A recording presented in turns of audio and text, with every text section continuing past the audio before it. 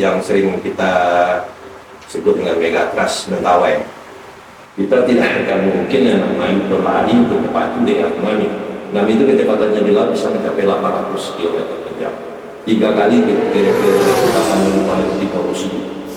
Ya, sebelumnya kita bentuk yang namanya TRC COVID-19 Obat Badak.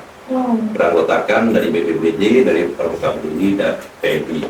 Yang sampai di sana memang ada korban seperti itu.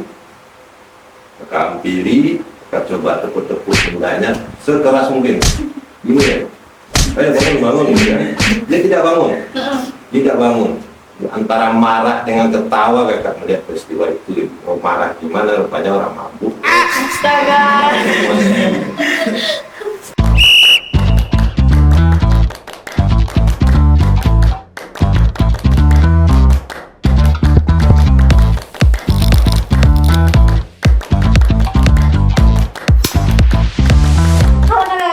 Kembali lagi nih bersama podcast Cerita Pramuka. Nah, kali ini kita kedatangan narasumber yang keren banget nih Kak. Narasumber kita kali ini itu adalah Kak Sutan Hendra, bener ya Kak ya? Nah, Kak Sutan Hendra ini biasa disapa dengan Kak Sutan. Kak Sutan ini merupakan andalan Abdi Mas Gana nih guys. Abdi Mas Gana ya Kak ya? Nah, apa nih Kak kesibukannya belakangan ini? Baik, Ica. Jadi kesibukan kakak pada saat ini biasa ya. Untuk pekerjaan itu di Dinas Damkar Kota Padang sebagai Kabid Provinsi dan kemudian dia kakak aktif juga di Pramuka beberapa bulan terakhir ini. Kemudian ada kegiatan lain penyiapan atlet untuk berangkat ke PON itu di cabang Anggar. Kebetulan kakak juga Ketua Umum dari Dikasih Ikatan Anggar seluruh Indonesia. Keren. Sebelumnya Ica udah masuk pertanyaan tapi belum nyapa nih Kak, bagaimana nih Kak kabarnya sekarang? Alhamdulillah sehat, baik ya. Nah Kak, bagaimana nih Kak cara mitigasi bencana terutama gempa Megatrust. Jadi sebelum di pemadam kebakaran kita juga dinas di BPBD, Badan Penanggulangan Bencana Daerah, yang salah satu tugasnya itu adalah mengedukasi masyarakat, termasuk juga dengan yang sering akhir-akhir ini disukai masyarakat bahwasanya akan terjadi yang namanya sebuah gempa besar. Sebenarnya atau yang sering kita sebut dengan megatrust Mentawai. Sebenarnya potensi itu sudah dirilis oleh para ahli melalui penelitian ya terlebih dahulu itu setelah terjadinya gempa pada tahun 2009. Cerita tentang gempa 2009, waktu itu kakak sudah berdinas di BPBD baru bergabung, dan gempa tersebut terjadi pada tanggal 30 September 2009. Dan di saat penanggulangan bencana gempa tersebut kakak juga aktif bergabung juga. Waktu itu ada Pramuka juga yang dalam hal ini tugasnya memberikan bantuan berupa logistik masyarakat. Terkait dengan megatrust Mentawai ini, itu adalah potensi yang sudah lama dirilis oleh para ahli. Dan apakah gempa itu kita takuti? Kan pasti takut ya, semua orang pasti ada rasa cemas, rasa takut, ada rasa waspada. Nah, apakah kita harus larut dengan ketakutan tersebut? Tentu tidak. Jadi dalam ini kita perlu yang namanya mitigasi atau kesiapsiagaan. Kesiapsiagaan kita baik di rumah maupun di tempat kita beraktivitas. Salah satu contohnya adalah dengan menyiapkan yang namanya rencana evakuasi keluarga kalau kita sedang berada di rumah. Maksudnya begini, jika gempa itu terjadi di saat tengah malam atau di saat kita tidur, bagaimana rencana evakuasi keluarga? Jadi kita sudah sepakat dengan keluarga tersebut, jika memang terjadi gempa besar, kita akan lari ke sini. Ada titik kumpulnya. Ada titik kumpulnya. Kemudian kita juga harus menyiapkan yang namanya tas siaga bencana darurat, yang isinya adalah berupa surat-surat penting, kemudian ada obat-obatan, senter, korek api atau makanan siap saji, dan juga pakaian paling tidak 1 atau 2 setel. Kenapa hal itu dilakukan? Karena di waktu terjadi gempa kita mungkin lah kita akan membawa perabotan rumah kita ke bawah lagi. Seminimal-minimalnya kita harus membawa tas tersebut. Yang pertama, merencanakan evakuasi keluarga. Kemudian di saat kita beraktivitas, misalnya sekarang Bapak ini bekerja kan di Dinas Pemadam Kebakaran, kantornya itu di Rasuna Said. Rasuna Said itu adalah zona merah. Di kantor itu kita sudah menyiapkan rencana evakuasi untuk lingkungan pegawai atau staf yang berada di Dinas Damkar. Anak Bapak misalnya bersekolah di daerah zona merah juga. Nah, di sekolah tersebut sedapat mungkin sudah ada yang namanya rencana evakuasi. Dan sewaktu dari gempa bagaimana dia menyelamatkan diri dulu, kemudian bagaimana dia lari menjauhi pantai. Dan begitu juga dengan istri Bapak sendiri juga nanti aktivitasnya. Nah, itulah yang dinamakan rencana evakuasi keluarga. Dan juga di samping itu banyak sekali sih hal yang saya kira. Salah satu contoh yang sederhana misalnya di rumah, biasa kan kita yang namanya kunci pintu itu selalu tergantung di lubang kuncinya. Kenapa demikian? Pengalaman gempa yang sedang terjadi bisa langsung mati lampu. Nah, kalau seandainya kunci tergantung di lubang kuncinya, kita tidak sulit lagi mencari-cari atau meraba-raba. Ya, itu kan perlu waktu itu. Iya, Pak. Nah, makanya dibiasakan kalau kurang aman rasanya tambah dengan grendel. Dan itu juga salah satu contoh sederhana. Banyak lagi contoh-contoh lain. Di samping juga mengatur tata letak perabotan rumah. Maksudnya begini, perabotan itu diatur tidak menghalangi kita sewaktu lari keluar rumah, sewaktu terjadi gempa. Biasanya kan kalau rumah-rumah itu sepeda motor itu sering berada di ruang tamu. Iya, dimasukin di ruang tamu. Iya, kalaupun dia harus terpaksa, adakanlah sebuah celah atau jarak yang bisa kita lari keluar. Nah, apa yang kita lakukan sewaktu terjadi gempa? Yang pertama, tetap tenang dan tidak panik. Kalau panik duluan pasti apapun ilmunya pasti buyar semuanya. Iya. Tetap tenang dan tidak panik. Kemudian ada kita dengar berlindung di bawah meja. Ya, berlindung meja itu meja yang kokoh sambil memegang kaki meja dengan memegang melindungi kepala, baik itu dengan tas, dengan tangan, dengan buku dan lain-lain. Cuma dianjurkan sedapat mungkin lari keluar ruangan. Kalau memang tidak bisa lari keluar ruangan, itu yang kita lakukan, berlindung di bawah meja atau di di yang kokoh di sekitar rapat kediri tersebut, dan juga servis dan yang lainnya. Salah satu langkah. Nah, setelah kita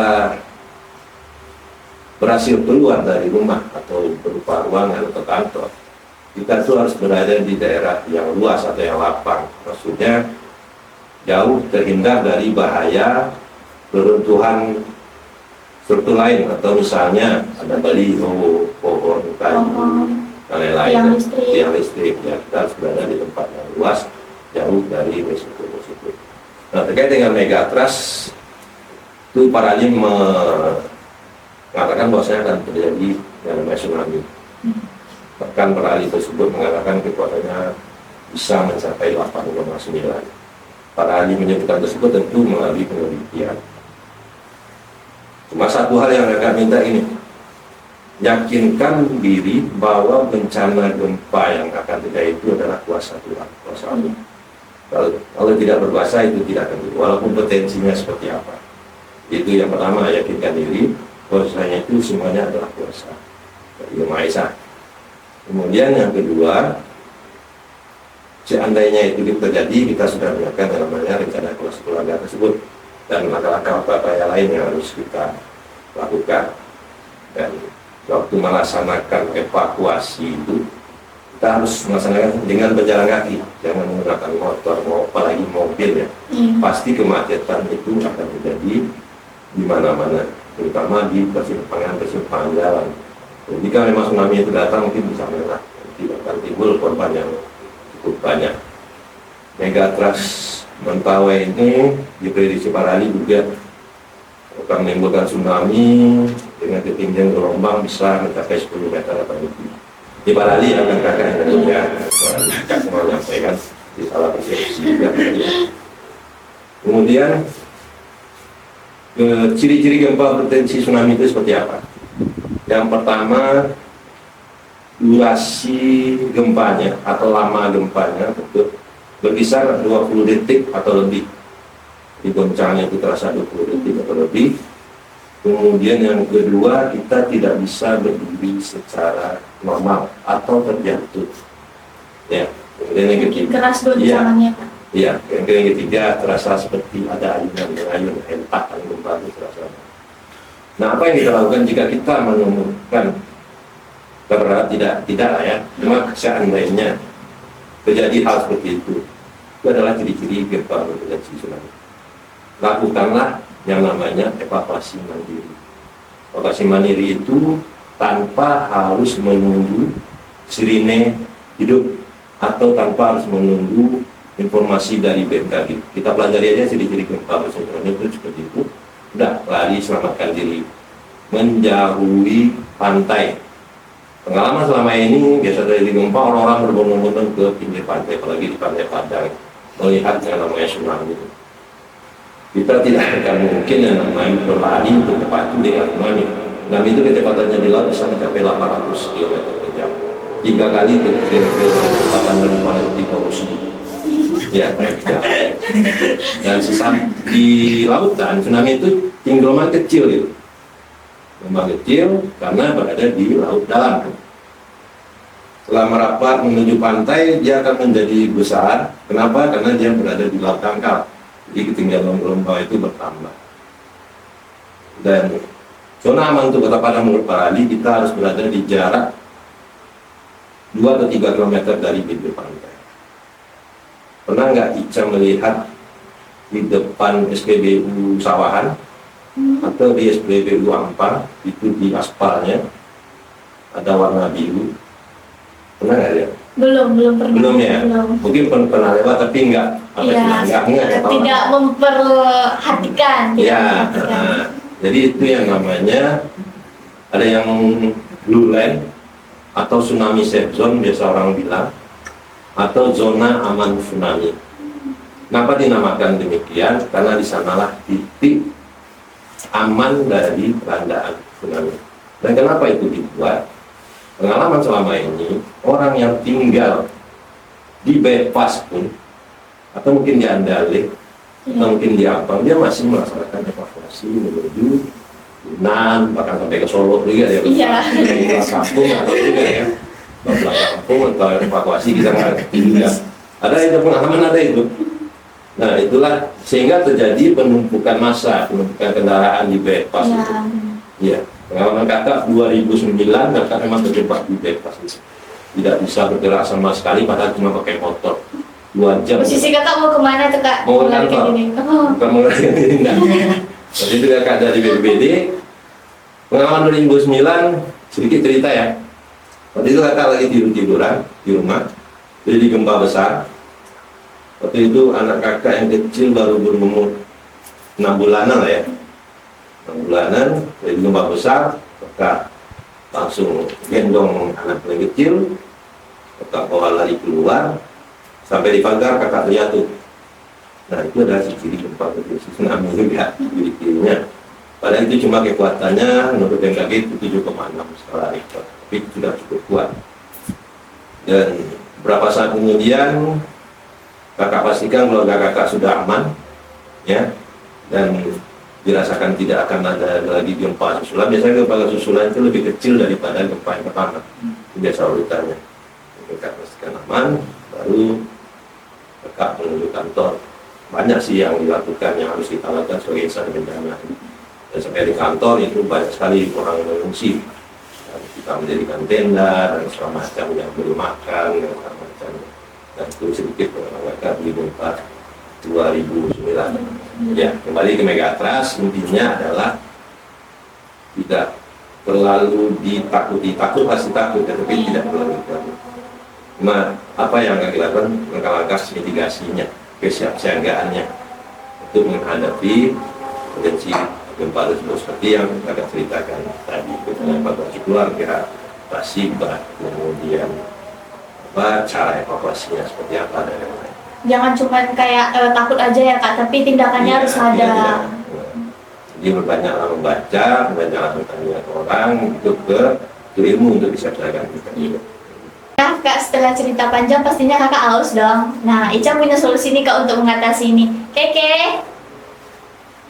Nah, ini namanya Keke KW nih Kak, Keke KW. Iya. Makasih ya. Manis juga ya. Ini Kak bisa dibeli Kak menunya. Oke, kopi sama itu aja lah, gorengan udah. Oke Kak, kopi sama gorengan ya Kak. Keke. Kopi 1, gorengan 1, air mineral 1. Nah Kak, tadi kan Kakak bilang Kakak dinas di pemadam kebakaran ya Kak. Udah berapa lama tuh Kak Kakak dinas di sana? Di pemadam kebakaran hampir 3 tahun lah ya. Sekarang sebelumnya kakak diangkat dari PNS itu di BPBD. Di BPBD ada selama 12 tahun. Sejak tahun 2009 sampai 2000 akhir 2021, tahun 2021 sampai sekarang dinas pemadam kebakaran. Berarti itulah mulainya karir Kakak ya? Iya, dapat dikatakan. Nah nih Kak, kita beralih ke cerita pribadi Kakak tentang selama masa pendidikan nih Kak, apa aja kegiatan pramuka yang telah Kakak lewati gitu, pengalaman-pengalaman Kakak selama menjadi peserta didik. Iya, jadi kakak nih sejak SD lah ya, SD itu sudah ikut pramuka, tapi dapat dibilang juga tidak terlalu aktif, tapi dalam kegiatan pramuka ada, dan baik itu berupa jambore tingkat sekolah maupun kegiatan pramuka lainnya. Dan memang salah satu hobi kakak yaitu camping sama hiking. Iya. Ya, itu hobinya. Jadi SMP juga seperti itu, aktif di kegiatan pramuka, dan setelah itu tidak aktif lagi. Sampailah akhirnya kakak mengenal pramuka ini di saat PBBD dalam penanggulangan bencana. Itu ada adik pramuka yang membantu, baik itu di saat bencana maupun pasca bencananya. Iya Ke. Kira makan loh. Masalah gitu.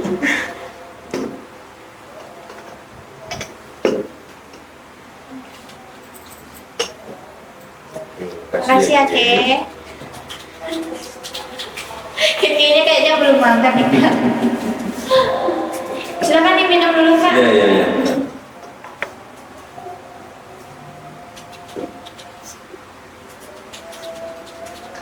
Dicicip dulu Kak gorengannya. Iya. Enak juga ya Kak buatan Keke. Keke masak dah. Iya. Nah Kak, kita lanjut nih Kak. Selama Kakak jadi peserta didik, Kakak pernah ikut bergema atau ikut perlombaan gitu Kak? Ada ikut kegiatan bergema. Terus sekarang masih ingat di Padang Besi itu ya. Oh, Padang Besi. Padang Besi 2 atau 3 kali kakak ikut di sana. Dan selebihnya mungkin hobi aja lagi, pergi camping, pergi apa, mungkin sama teman-teman, seperti itu. Nah, kan Kakak adalah andalan Abdimas Gana nih Kak. Bagaimana sih Kak perjalanannya dari Kakak yang bisa dibilang kurang aktif lah gitu kan Kak di pramuka, ibaratkan aktif nggak aktif gitu Kak. Nah, tiba-tiba bisa menjadi andalan gitu di Kuarca. Baik, tadi kakak sempat cerita sedikit tadi ya, bahwasanya dalam penanggulangan bencana itu kakak sering ketemu dengan yang namanya pramuka peduli ya, pramuka peduli atau namanya brigade penolong dulu namanya. Iya, di saat penanggulangan bencana, pakai itu bencananya banjir, pohon tumbang dan lain-lain, kakak sering ketemu dan bertemu dengan koordinatornya waktu itu Kacau yang terhubung ya. Dan setelah itu berlanjut adanya COVID-19. Dan pas di saat itu kakak lagi butuhnya personil untuk membantu kakak dalam tugas di lapangan. Kenapa demikian? Waktu itu kakak sudah menjadi kepala seksi ya. Anggota kakak itu tersebar di, dulu kan ada yang namanya perbatasan kota itu. Rasanya masyarakat yang di luar kota Padang dicek dulu suhunya, dicek dulu kesehatan dan lain-lainnya sebelum masuk ke kota Padang. Itu ada 4 perbatasan di Lurus, di Bypass, kemudian di area Solo ya, di kayak di apa itu, di di atas sana itu, dan perbatasan yang menjaga, dan anggota kakak kebetulan tersebar di sana. Jadi kita tidak ada anggota ini, sementara permintaan dari masyarakat itu banyak sekali, terutama untuk penyemprotan COVID dan pemakaman. Jadi ada cerita lucunya dari kakak sendiri. Awal pertama kasus kematian COVID itu kan di rumah sakit SPH. SPH, kemudian kakak dapat perintah dari kepala dinas atau kepala pelaksana kita panggilnya di BPBD untuk mengawasi pemakamannya. Dan waktu bencana COVID itu kan banyak orang kematian. Iya. Udah kena COVID, udah dari polusi di sini, hingga timbul ketakutan yang luar biasa. Waktu itu kakak memberanikan diri pergi ke SPH itu untuk melakukan pengawasan terhadap pemakaman daripada jenazah. Sampai di SPH banyak orang berkerumun, dan ada orang dari dinas kesehatan juga. Dia sampai kakak, Pak Sultan, mana anggota personil yang ini yang mau menguburkan mayat? Iya. Ya, kakak kaget ya, menguburkan mayat COVID gitu. Memang diri lah ya. Lalu kakak bilang, anggota saya tidak ada, anggota tersebar di titik perbatasan. Terus gimana lagi? Akhirnya orang kesehatan tadi koordinasi dengan pihak rumah sakit. Ini ada yang security-nya yang mau untuk menguburkan tenaga ini. Dan itu pertama kali kakak melihat orang memakai baju asmat atau baju APD itu lengkap. Nah, itu memang membuat dulu sendiri ya. Seumur-umur baru itu melihat itu. Nah, kita jatuh tidak.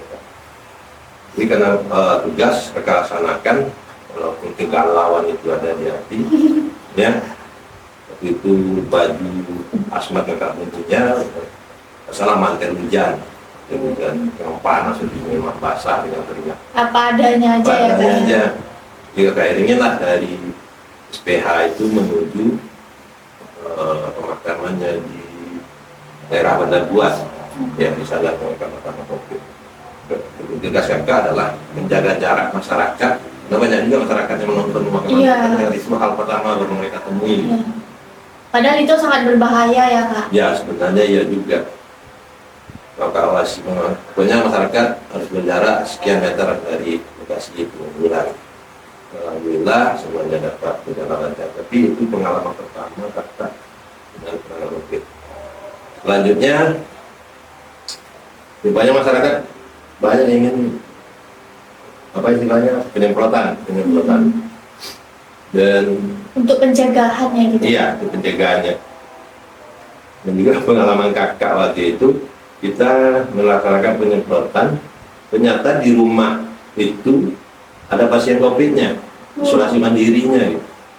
Kita masih melaksanakan penyemprotan, tiba-tiba orang yang COVID ini nongol di kamarnya. Kakak yang nyemprot, ada apa itu deh? Nah, dia sendiri nih kak, sendiri nih di rumahnya tuh dia sendiri. Ya orang kan keluar semuanya. Oh iya. Kalau nyemprot kan semuanya yang mau keluar, tinggal dia yang di dalam kamar. Mungkin nggak ada bunyi apa, kemudian dia keluar, ini ada apa pak? Ya kaget lah langsung gitu, dengan jantung kayak gitu kan. Ini orang COVID-nya dekat, ulat paling jarak 1 meter 2 meter gitu kan. Ya, tapi ya itu berdoa aja, mudah-mudahan tidak kena apa sebagai COVID juga. Dan banyak lagi sebenarnya pengalaman-pengalaman dengan setelah itu baru kakak ajak adik-adik Pramuka itu bergabung. Lalu itu melalui Kak Acong dengan Kak Ogo, kakak bilang kakak butuh personil paling tidak 10 orang ya untuk melaksanakan kegiatan penanganan COVID ini. Apa saja kegiatannya? Pertama itu penyemprotan desinfektan. Dan kedua, penguburan, mulai dari penjemputan jenazah dari rumah sakit, waktu itu rumah sakit Unan. Oh, berarti bukan dari pihak rumah sakit ya Kak yang menguburkan? Enggak, ada juga petugasnya. Ada yang pihak rumah sakit, ada juga petugas. Sebelumnya kita bentuk yang namanya TRC COVID-19 Obat Badak. Beranggotakan dari BPBD, dari Pramuka Peduli, dan TNI. Itu tugasnya melaksanakan penguburan. Kemudian yang ketiga, ada kejadian-kejadian yang misalnya orang pingsan habis belanja, mungkin panas di pasar, pingsan, tak sadarkan diri, tapi orang tidak berani untuk menolong. Karena pikirannya COVID. Nah, iya, orang ada apa-apa sedikit COVID gitu kan. Sehingga kakaklah yang turun ke sana. Yang hibahnya itu 1 jam 2 jam orang itu terkulai lemas saja gitu, tidak ada yang berani untuk menolong atau mengangkatnya atau menghampirinya. Nah, kakaklah waktu itu bersama Pramuka Peduli mengevakuasi. Ada juga situasinya orangnya tidak kejang dan juga kita temui, dan juga macam-macam lah situasi. Itu situasinya waktu warga menemukan orang yang pingsan atau orang yang kejang-kejang itu, mereka menghubungi kakak atau bagaimana sehingga kakak bisa tahu? Jadi nomor HP kakak ini sudah menyebar, kan ada semacam selembaran ya, karena ada itu bayar COVID ini cara menghindar ini. Jika ada yang perlu pertolongan, tolong hubungi nomor ini. Nah, jadi nomor kakak itu sudah menyebar di seluruh Kota Padang, sehingga HP ini tiap 10 menit 15 menit berdering gitu.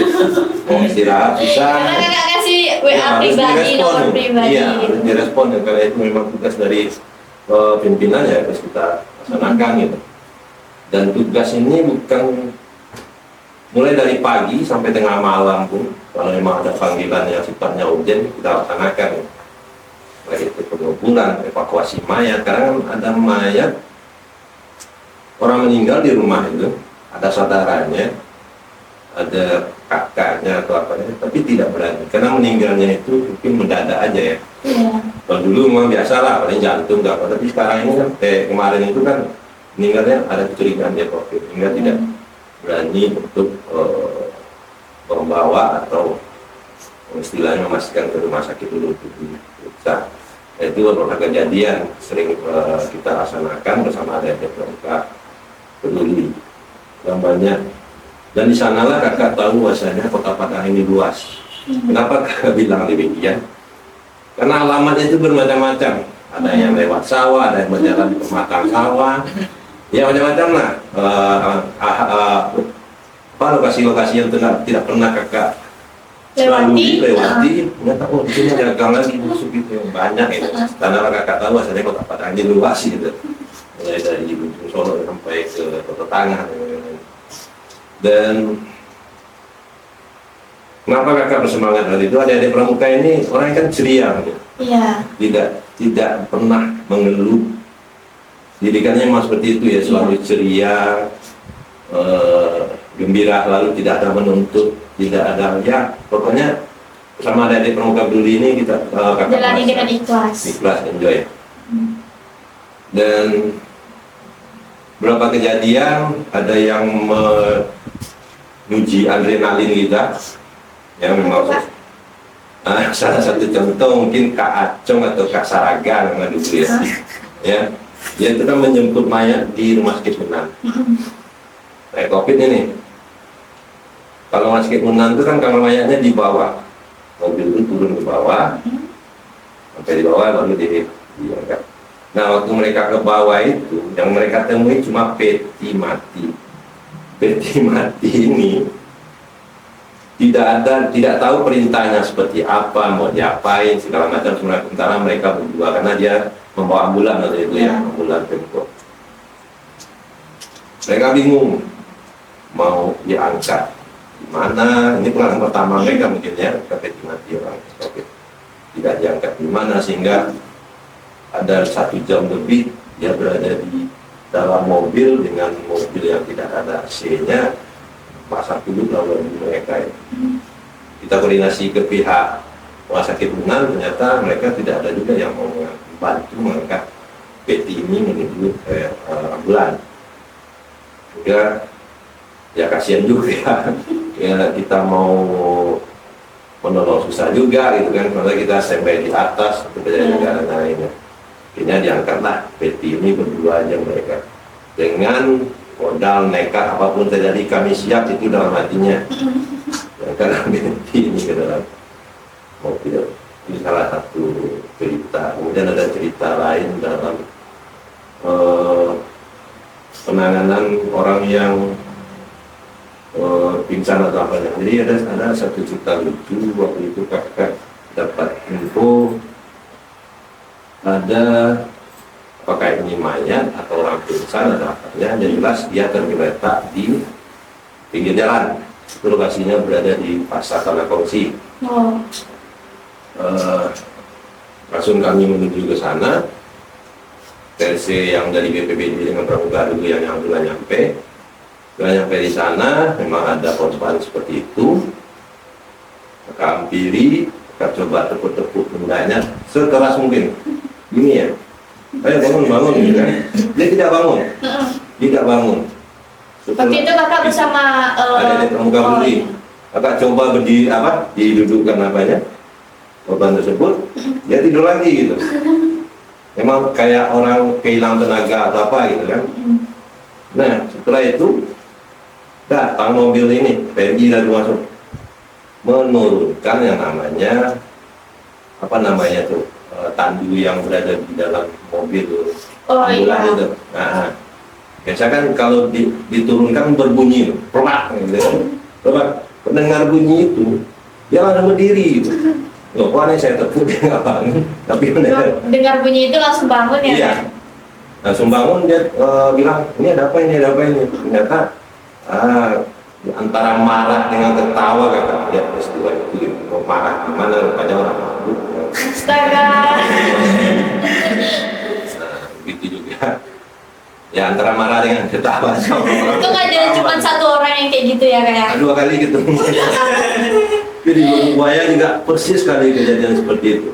Saat ambulan menurunkan lakar atau tandu yang kan biasa lebih empat, kemudian dia harus bangun yang mabuk yang tidur di pinggir jalan ini.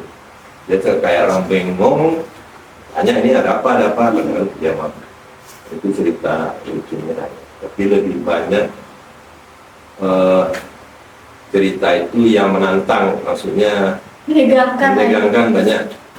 Ada juga evakuasi waktu itu di daerah Koto Tinggi, lokasi mayat. Kita tidak tahu sudah berapa hari, cuma sudah mengeluarkan bau aroma yang tidak sedap.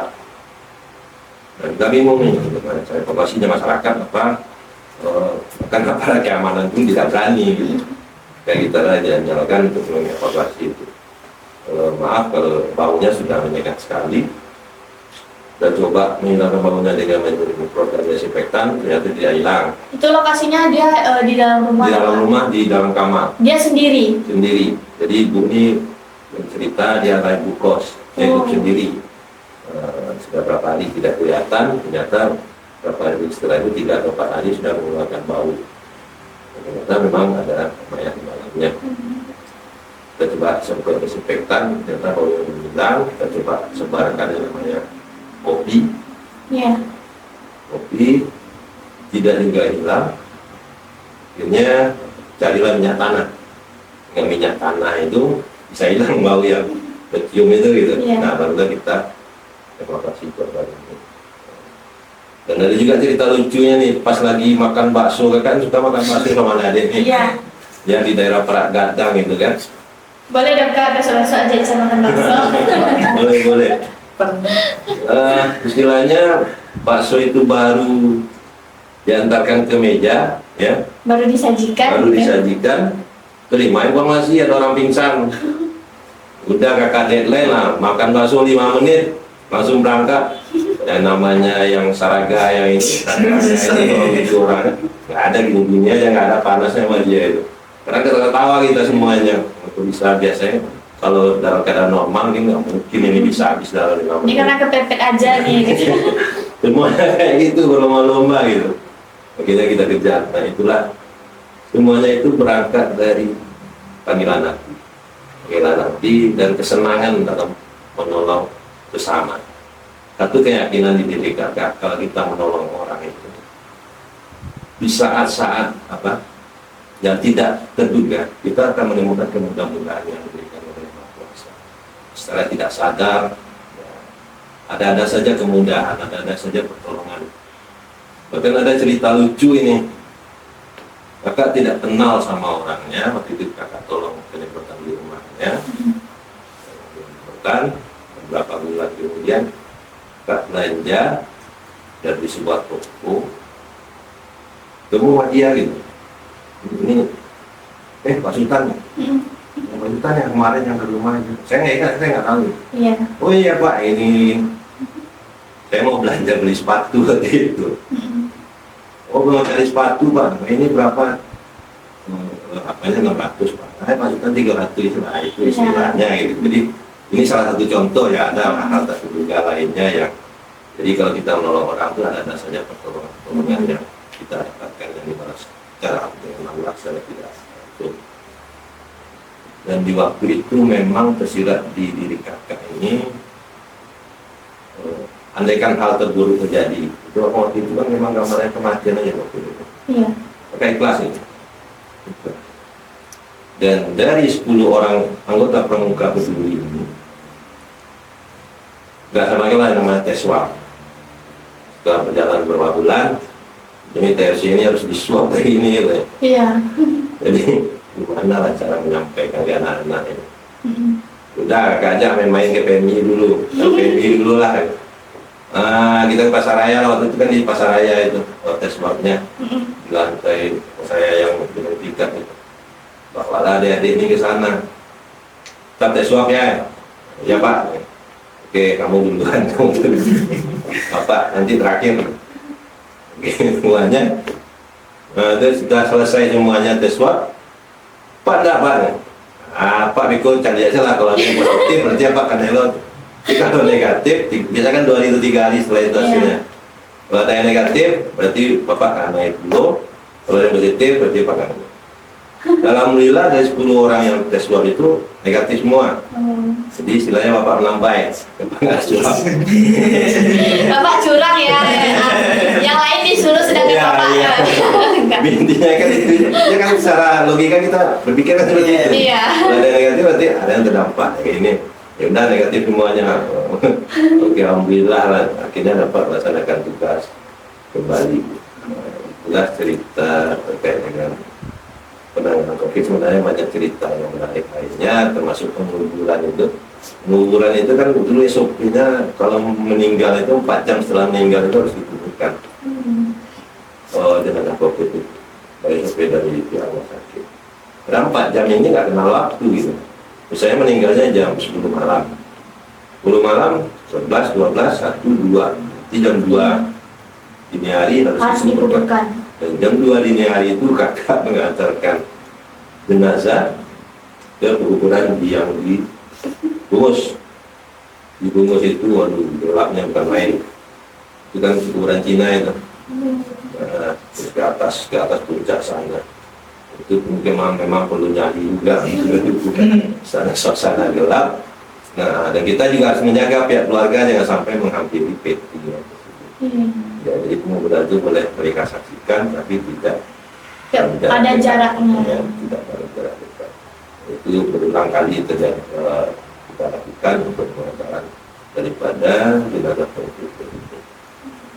Jadi intinya di cerita kakak ini kakak senang berkolaborasi dengan ada peduli. Kenapa? Karena mereka itu bekerja ikhlas, tidak menuntut apa-apa, selalu yang gembira, dan juga sekarang sering nantangin nih, nggak ada kerjaan, mana kita lagi Pak, mana kita lagi. Karena itu yang memberikan semangat kakak untuk aktivitas di lapangan. Dan setelah itu barulah kakak wali Pak Kacong, Kawondo dan lain-lainnya, kalau mau begini Kawondo Kacong, kalau masukkan saya ke kepengurusan Wakcak Lapangan, biar saya lebih terorganisasi dalam penanggulangan bencana ini. Ya.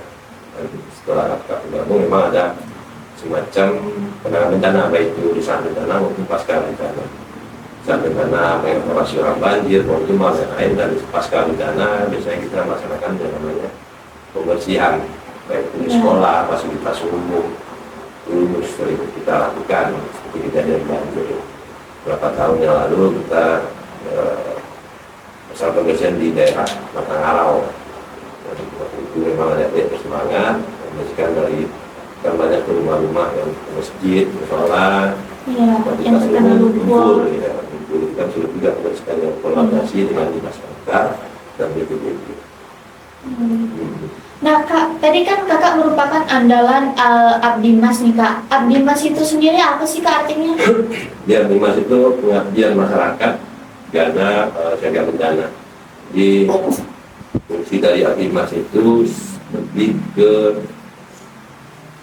terlibat dalam baik itu apakah kegiatan-kegiatan sosial kemasyarakatan di tengah masyarakat maupun dalam penanggulangan bencana atau pasca bencana. Pasca bencana dalam hal ini adalah sosialisasi, edukasi masyarakat terkait dengan bagaimana mitigasi terhadap bencana itu sendiri. Nah kak, tadi kan kakak udah cerita nih kak beberapa pengalaman yang sudah dilakukan atau beberapa pengabdian yang sudah dilakukan oleh kakak-kakak Pramuka Peduli Kota Padang nih kak. Nah spesifik dari arti Pramuka Peduli itu apa sih kak gitu? Secara apanya Pramuka Peduli itu lebih ke suatu bentuk kepedulian dari seorang anggota pramuka terhadap permasalahan-permasalahan yang membebani masyarakat. Jadi di sana mereka hadir sebagai apa tadi yang sudah katakan tadi, dan juga dalam kegiatan-kegiatan sosial, misalnya ada bersih-bersih pantai, bersih-bersih sungai dan lain-lain, dan kegiatan hari ini ada juga namanya Padang Bogoro, peduli juga aktif bergabung dengan instansi lain untuk masyarakat. Jadi dalam kegiatan sosial kemasyarakatan maupun dalam penanggulangan bencana itu sendiri. Berarti kakak-kakak Pramuka Peduli Kota Padang ini lebih aktif dengan masyarakat gitu ya kak, ya langsung turun tangan dalam membantu gitu. Jadi kita membantu apa yang menjadi beban dari masyarakat sesuai dengan kapasitas kita. Berapa sih kak personil dari Pramuka Peduli Kota Padang pada saat ini gitu? Sebenarnya ada banyak ya, cuma kan yang namanya adik-adik ini mungkin dia udah tamat sekolah, kemudian kuliah, ada kesibukan lain ya juga. ada kesibukan kerjanya juga, mungkin kuliahnya nggak di Padang atau di mana daerah lain. Benar. Sehingga tidak bisa aktif ikut di Wakcak Kota Padang. Dan dari pendataan terakhir itu ada sekitar 30 orang yang bisa kita berdayakan dalam hal penanggulangan bencana dan kegiatan-kegiatan lainnya. Nah kak, di saat kakak menjadi tim dari Satgas COVID tersebut kak, kan kakak pulang ke rumah tuh kak. Nah bagaimana tindakan kakak supaya untuk menjaga diri agar tidak menularkan virus atau untuk antisipasi gitu kak, ya membawa virus ke rumah. Baik, jadi dilema itu sering kakak alami ya. Ya. Suatu pulang ke rumah, apa yang harus dilakukan? Yang jelas, kakak merasa diri kakak itu kotor dalam pengertiannya mungkin virus COVID itu menempel badan atau di baju dan segala macam. Dan jadi yang kakak lakukan sampai di rumah, yang pertama kali dilakukan adalah mengambil handuk. Sampai rumah mengambil handuk. Belum ada interaksi dengan keluarga. Dengan handuk, kemudian mandi, kemudian pakaian kakak itu nggak bisa tersendiri. Jadinya jangan tercampur dengan kayak kotor itu ya, lain. Dan setelah bersih-bersih pun kadang anak-anak ini kan atau kakak baru SMP kecil yang ingin apa istilahnya berinteraksi atau bercanda Iya. atau istilahnya dengan orang tuanya itu kakak tahan. Jangan dulu karena diri bapak sendiri belum yakin bahwa bapak ini bersih dan kurus. Iya. Dan memang di rumah itu selalu menjaga jarak dengan anak-anak maupun dengan istri di rumah. Dan pernah berapa kali itu kakak lakukan, kakak itu mandi ya dengan selang di luar rumah itu. Oh. Iya, begitu takutnya jangan sampai virus ini sampai masih bawa tuh. Jadi dari luar tuh harus bersih dulu Iya. baru berani melangkah ke dalam rumah gitu ya Berani Kak. langkah ke dalam rumah. Dan hari ini memang pihak keluarga sangat mendukung sekali aktivitas kakak waktu itu dalam penanganan COVID ini. Jadi istilahnya banyaklah pengorbanan, kan tapi semuanya itu ikhlas ingin membantu sesama, tidak ada maksud lain dalam saat itu. Juga ini ada cerita lucu lagi nih, artinya waktu penyemprotan di lembaga pemasyarakatan. Waktu itu kasusnya satu sel itu kena, ada sekitar 20 atau 30 orang dalam satu sel itu kena COVID. Kakak pergi sana dengan tim. Kebetulan di tim ini ada satu orang cewek, Meningsi atau Neng ya. Hai Kak Neng.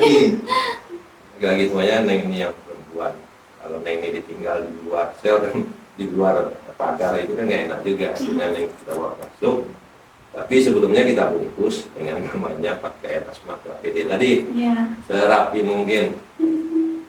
Semuanya kita pakai baju APD itu. Kita masuk setelah koordinasi dengan pihak lapas, kita masuk melaksanakan penyemprotan. Sepandai-pandai kita membungkus Neng ini, itulah artinya tangan tanda kutip. Orang penghuni lapas ini akhirnya tahu juga bahasa merah ini cewek ini. Tahu ya. Akhirnya diganggu aja Neng, sweet segala macam lagi, cuma sebatas itu aja. Iya. Cuma yang kita hadapi di dalam sel itu orang bertato, sangar, macam-macam lah perawakannya itu kan. Iya.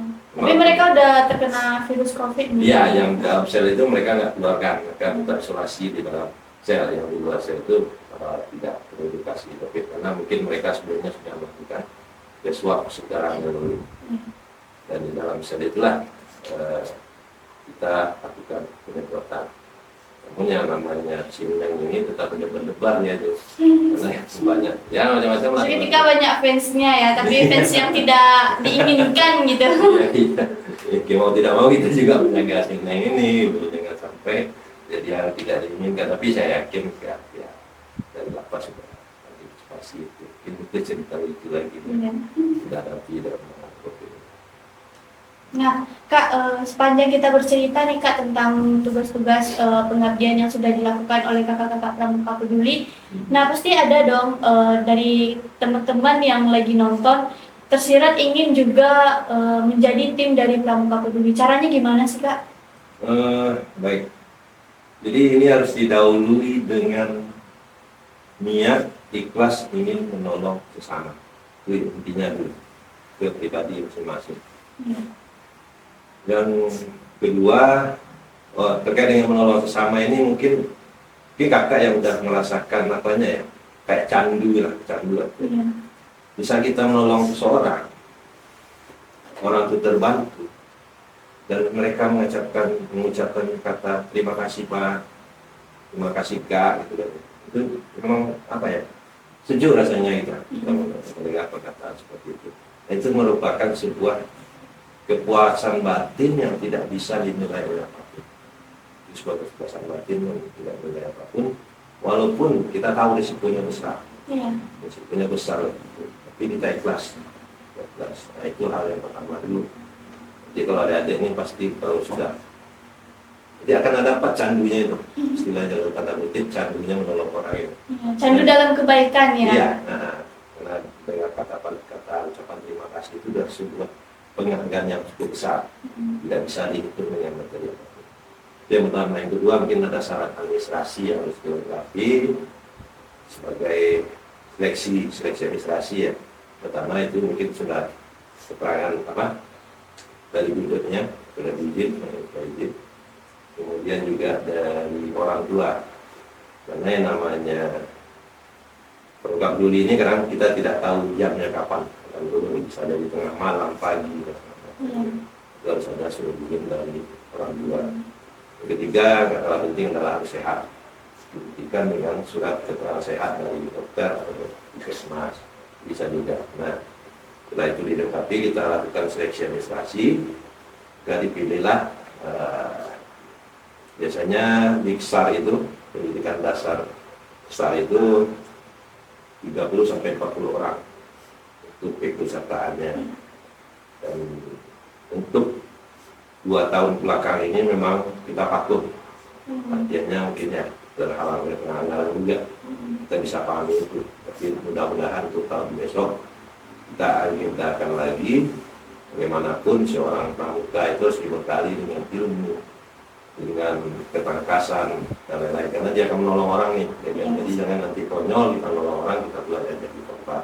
Mereka harus dibekali, dan karena pelatihan itu bermacam materi kita berikan, mulai dari pemahaman apa itu bencana, kemudian mitigasi bencana atau upaya yang dilakukan menghadapi bencana, kemudian di saat daruratnya. Dan kita undang mungkin dari kemarin ini pernah dilakukan, kita undang dari TRC Padang terkait dengan vertical rescue-nya, kemudian ada juga dari Basarnas, ada water rescue air, kemudian dari BPD pengenalan terhadap apa itu bencana, kemudian dari Damkar kebakaran juga ada, kita undang juga di samping. Jadi banyak bekerja sama ya Kak? Iya, karena yang namanya bencana itu tidak akan selesai dengan instansi bencana saja atau BPBD. Mereka perlu mitra yang masing-masing mitra itu punya kapasitas masing-masing. Nah Kak, apa nih pesan Kakak untuk kakak-kakak pramuka peduli yang ada di Kota Padang? Pesannya sih kalau dapat apa ya, lebih aktif lagi lah ya, lebih aktif lagi dalam pendanaan. Mungkin beberapa bulan belakang ini Kota Padang alhamdulillah tidak ada bencana yang besar ya, cukup besar, cuma bencana biasa saja. Kita berharap jika memang bencana menjadi bencana besar, kita masih diberi berpanjang diberi kehidupan oleh Indonesia, maka berbuatlah untuk sesama itu. Karena yang kakak bilang itu, kalau candu menolong orang itu jam berapapun dalam situasi apapun akan kita laksanakan. Nah Kak, setelah untuk terkhususnya kakak-kakak pramuka peduli nih Kak, pesan dan kesan Kakak untuk kakak-kakak pramuka sekota Padang nih Kak. Tetaplah jadi pramuka yang menjadi tauladan bagi bersama ya. Ada kata pramuka itu orangnya selalu gembira, pramuka itu orangnya ikhlas, pramuka itu orangnya tidak pernah menuntut apa-apa. Dan itu Kak selama ini bergabung dengan pramuka peduli, banyak hal-hal positif yang Kakak temui. Kadang-kadang Kakak lupa secara tidak langsung ternyata pramuka ini seperti itu. Dan saya tidak langsung menambah karakter dari Kakak itu lebih banyak berbuat untuk hal lain. Nah Kak, sebelum kita tutup nih Kak, biasanya dari narasumber sebelumnya ada pantun nih Kak untuk menutup podcast kita pada saat ini Kak. Boleh dong saya minta pantun dari Kak Sultan? Oke, kalau untuk pantun sebenarnya Kakak nggak bisa berpantun ya. Coba juga oret ya. Ini mohon maaf nih, lihat tag hasil oretan Kakak. Baik, kita mulai ya. Buah duku rasanya sepat, belimbing di Taman Nara. Asik. Pramuka haruslah kuat karena dia pejuang negara. Pantun penutupnya, sungguhlah manis sebuah kuini. Bukan ikan manis nih Kak. Sungguhlah manis buah kuini, buah dimakan dengan cepat. Asik. berakhir sudah podcast ini. Semoga bisa memberi manfaat. Oke Kak Sultan, terima kasih nih Kak untuk waktunya yang sudah disempatkan dan untuk pengalaman dan ilmu-ilmu yang sudah diberikan baik untuk Ica dan untuk kakak-kakak yang akan melihat podcast ini nantinya. Ya, kakak juga terima kasih untuk kesempatan ini ya. Kalau tidak ini sarana edukasi kakak juga berbagi pengalaman. Ya mudah-mudahan apa yang kakak sampaikan itu tadi bermanfaat untuk adik-adik kakak semuanya. Oke Kak, terima kasih Kak. Dadah guys. Nah, ditunggu lagi ya kelanjutan dari episode selanjutnya podcast cerita Pramuka. Dadah.